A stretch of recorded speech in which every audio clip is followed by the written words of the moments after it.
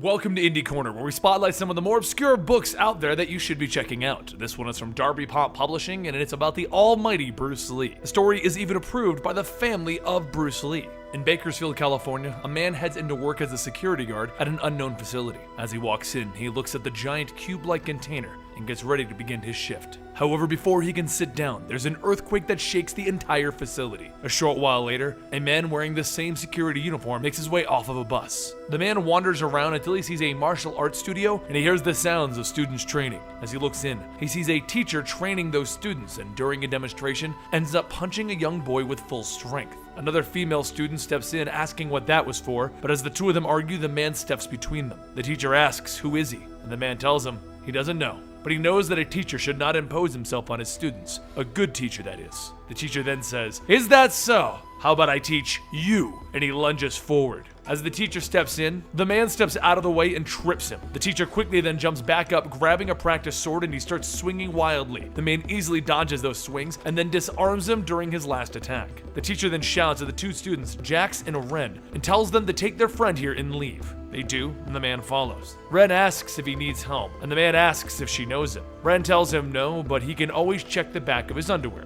Her dad used to write his name on every pair. So the man looks at the back of his underwear and he states that his name is 100% Cotton. No wait, Joe Tomey. Seeing as the man can't remember anything, Ren says that's fine and he can come with them until they figure out who he really is. Back at the facility, Shen begins yelling at the security staff member for losing Bruce Lee. His assistant, Nakamura, mentions that there have been reports of Bruce boarding a bus to North Hollywood. Meanwhile, back at Jax and Ren's home, the brother and sister go inside to figure out what to do next. And after a bit of time, a car comes screeching by and stops. A man gets out stating, "No way," and he runs up hugging the mysterious man. "They said Saddle Joe was crazy, but look at you! You haven't aged a day. Asian genes, I swear. Not that I'm profiling. But we need to get you off the streets." Jax and Ren watch as Joe helps the man into a car and they begin to take off.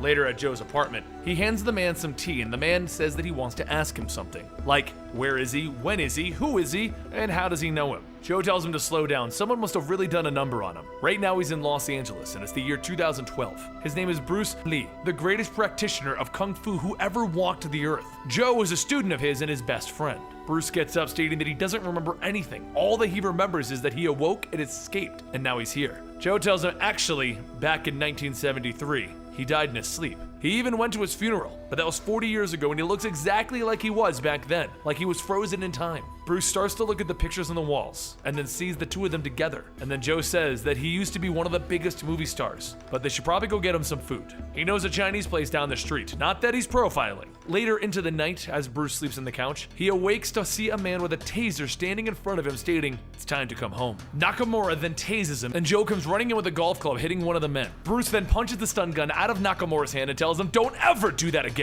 Nakamura bows and then runs off. Bruce and Joe begin fighting off the thugs, and after the last one falls, Joe says that they can't stay here, so grab whatever clothes he can from the closet. Man, it's like a flashback, always borrowing each other's clothes. Bruce tells him he knows. He's been wearing a pair of his underwear for 4 decades. The next morning, the two head over to Joe's current workplace, Costmart. While Bruce goes to pick out some clothes, he thinks back about those men and realizes that Joe picked him up in front of their house. They might go after them. Meanwhile, at the brother and sister's home, Nakamura and his men question the two of them as to exactly how do they happen to know Bruce Lee. But before long, the doorbell rings and the thugs look out to see Joe holding a pizza. The thug opens the door excited to get some food and then Joe punches him in the back. Bruce sneaks in to stop Nakamura before he can escape, but even though he's a large individual, he leaps over Bruce and runs out the back. Once Joe and Bruce get Jax and Ren out, Bruce then says that they need to get a hold of their parents. Jax says they won't be able to. Their mother died when Ren was little, and their father is overseas for a few months on a business trip. Joe tells everyone not to worry. He's got just the place for them to hide out, at the Costmart storage room. Elsewhere though, Nakamura reports back to Shen on the escape of Bruce Lee again. Nakamura says that it's Bruce Lee, and after pressing a pressure point, Shen sends Nakamura to the ground stating that it does not impress him, and a voice tells him that it should. A shadowy female steps out stating that he possesses a very unique genomic signature, and he must not regain his memories. Behind her is a warehouse full of the containers that Bruce was in, filled with many other people. Back at Cosmart after the children go to bed, Bruce and Joe head out to the facility where Bruce awoke from to find out what's going on. The two sneak in and they make their way to where the container is where Bruce woke up. And Joe mentions that the tech that they are using here just seems very old. It seems almost like it was just for him. A voice then speaks up, and yet Bruce shunned our hospitality, and out steps Shen.